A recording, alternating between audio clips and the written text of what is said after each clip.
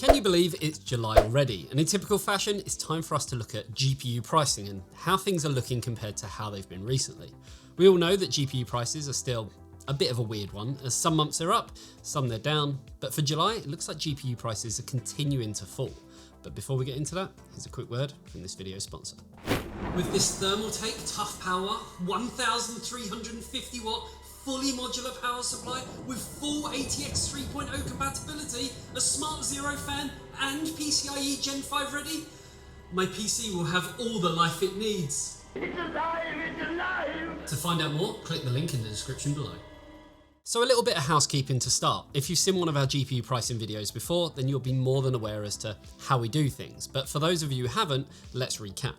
Now, over the last couple of years, GPU prices saw some pretty big hikes, with stock kind of being a bit of an issue, crypto screwing everything up among other things, and greed for retailers and distributors adding another element into the mix.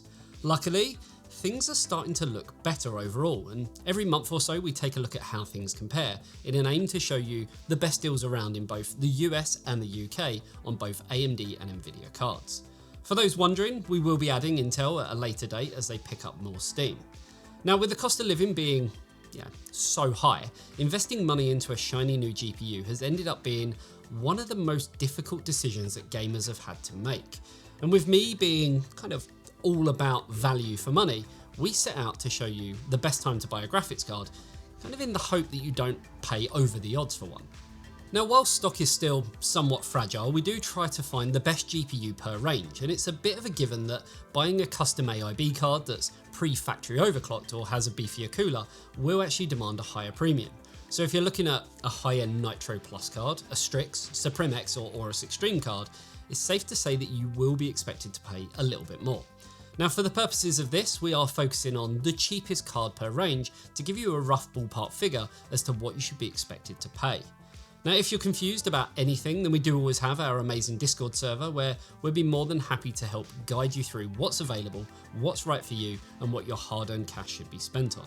Also, if you love gaming and appreciate the huge amounts of hard work that me and the team put into these GPU pricing videos, then maybe consider supporting us over on Patreon, where you'll get access to a ton of cool goodies, including monthly live Q&A sessions, exclusive behind-the-scenes content, access to our testing data, meetups, and so much more. The link for all that is down below. Also, this pricing update is going to be slightly different from our other videos, as this time we'll be showing you some charts with the pricing data from 2022 all the way up to the current day. So this way you can kind of clearly see the prices dropping or rising as the months go on. Now, while we are looking at both the UK and the US pricing, we will timestamp the video too, so it'll be easy to find exactly what you're looking for. So let's jump straight into the charts and see how prices are for this month. First, taking a look at the lower end cards from Nvidia with the 16 and 20 series, and straight away we can see the RTX 2060 Super still holding top place as the most expensive card out of the bunch. Although this isn't too surprising, but we can see that since May 2023, it has had quite a significant increase from £370 to £400, leaving it well above its MSRP launch price. Another card we can see jumping up this month is the GTX 1650 Super. Throughout the months, it has been kind of all over the place in terms of pricing, and this month it has happened again, now sitting at £250. Older cards are slowly becoming low in stock as they get fizzled out, so we'd expect to see prices vary on these cards, as once they're gone, they're gone. Now moving on to the 30 series, and we can see that the RTX 3090 Ti has decreased quite dramatically since May, which is well below its MSRP and the cheapest we've seen the card in a long time. Now would be a good time for anyone after the top end of the 30 series, however with the 40 series coming in only a little bit more expensive, you'll have to decide between what's better for you. Now we can see that there isn't much data to go on when looking at the 3080 12GB, and the price hasn't changed at all from June last year all the way through to May of this year. And that's because throughout the months we have struggled to find any in stock, as it is slowly coming off the shelves. However, this month we did find some, and the price has actually increased by, well, a lot. So at this point the 3080 is kind of redundant, especially with the 40 series cards outperforming it for similar prices. Speaking of the 40 series, there is, well, less to look at here. However, we can still see that the majority of the cards have seen a subtle decline since their launch. The 4090 has seen an almost £100 drop since its MSRP, coming down from £1649 to £1600, saving you a small amount of money, but nothing mind-blowing. Now for the other cards in the stack, we don't have a lot of data as they were all released fairly recently. However, we can see that the RTX 4070 is around the same price as it was in the last video that we made back in May, and we would expect these cards to be on the higher end of the price scale as they are the newest series from Nvidia. However, it would be nice to continue to see the prices decrease as time goes on, especially as consumers aren't buying them at the pace that Nvidia may be expected. The biggest drop that we have seen comes from the RTX 4080, which has seen a slow but steady decrease, but again, nothing that makes you want to snap it up quickly. Now moving over to AMD, and we see the RX 6500 XT consistently staying the cheapest at the bottom of the stack. However, it has actually increased in price since May ever so slightly, and the RX 6600 has also seen a drop that makes it the more viable option for not much more money. Both the RX 6950 XT and 6900 XT are now significantly cheaper than they were at launch. However, they are both fighting for the top spot, and strangely, the 6900 XT is now more expensive than its more powerful older brother, the 6950 XT, by almost £100. So if you're looking for one of those two cards, you'll be getting more performance for less of the cost, and it's a bit of a no-brainer. In the middle of the stack, we have seen some movement, though cards like the 6600 XT and 6700 have seen slight price increases, but this could be down to stock dwindling now that AMD have another card in the 7000 series stack, though again, it wasn't well received by a lot of consumers. Finally, looking at the data for the 7000 series cards, and we can see that the prices still reflect performance. The RX 7900 XTX sits at the top of the stack and for the first time is lower than its launch price, coming in at £1,000 this month, saving you some money to put towards some memory or even a new CPU. However, the same can't be said for the RX 7600 as it has stayed consistently at its £259 launch price.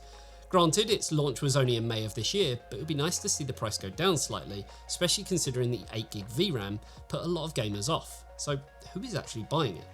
The RX 7900 XT has been on the decline over the past months, but has started to work its way back up again, which is frustrating as it's one card that we made clear at launch was too close to the price of its bigger brother. So even though it is below its MSRP by around £100 and does now come in sub £800, I feel like it has a little way more to go personally. Now hopping over the pond and looking at the US market, and we can see that the RTX 2060 Super has seen, well, a super decrease since February, dropping from $399 at launch down to only $219 this month. Although it's considered a lower end card now in comparison to say the 40 and the 30 series, for that price you can't go wrong, and those rocking an older GPU will be able to get their first taste of ray tracing for a pretty affordable price. The rest of the stack is a bit all over the place with some decreases, while cards like the GTX 1660 Ti have seen quite a sharp rise. Looking at the 30 series cards, we can see that some of the higher end cards in the stack are slowly rising back up in price, like the 3080 Ti and RTX 3090, while the RTX 3090 Ti has taken quite a drop. Since February 2023, the 3090 Ti has been increasing in price every month up until July, when it dropped drastically down from $1,893 all the way down to just over $1,200, which actually leaves it below the RTX 3090. The opposite can be said for the 3090, which we can see has actually increased a lot since May, now sitting at $1,271. The other cards in the stack have been pretty consistent throughout though, all increasing or decreasing around the $100 mark, but nothing of real significance. Lastly, for Nvidia and looking at the 40 series, and to be expected, the cards haven't really moved much, if at all, due to most of the stack being released this year and some only recently. With that, we can see that the RTX 4070 Ti has stayed consistent since February, staying around the same price throughout, while the 4080 can be seen slowly decreasing as time goes on, leaving it $100 lower than its MSRP.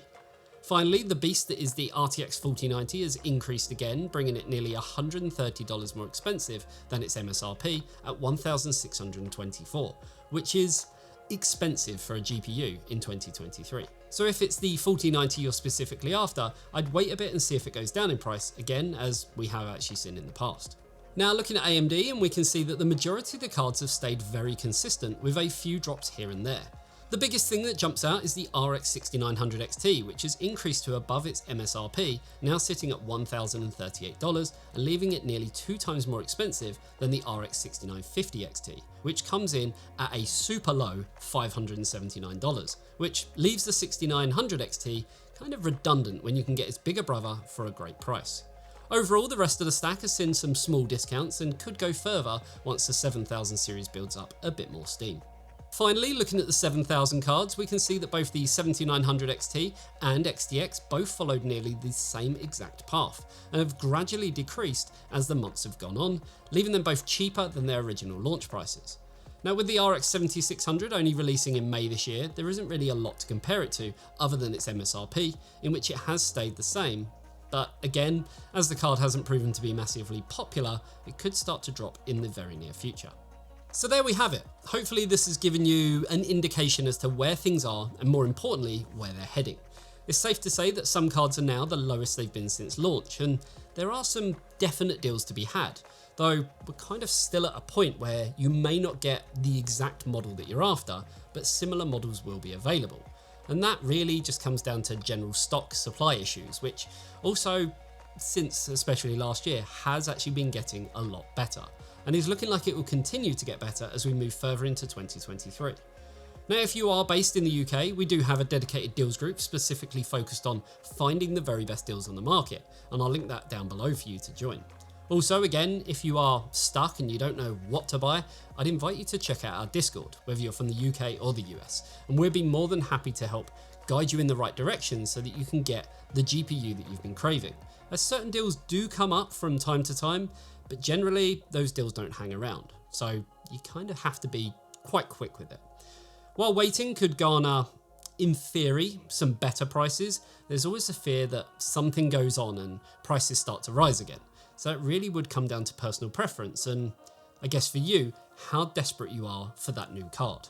So that about kind of wraps things up. Hopefully it's given you an idea as to what's available in both the UK and the US, and for both AMD and Nvidia. And while I did mention we will look to include Intel in the future, there isn't really much point at the moment due to only a few models actually being available. But I guess if you guys want to see that, it's definitely something we consider. So again, let us know in the comments section below. Hopefully you enjoyed this video. If you did, a like and a sub to the channel would be amazing. And if you love what we do, as I mentioned, feel free to join our exclusive Patreon club where you'll get all of those benefits. The link for all that good stuff is down below. Thanks for tuning in. I'll see you in the next one. See you later, guys.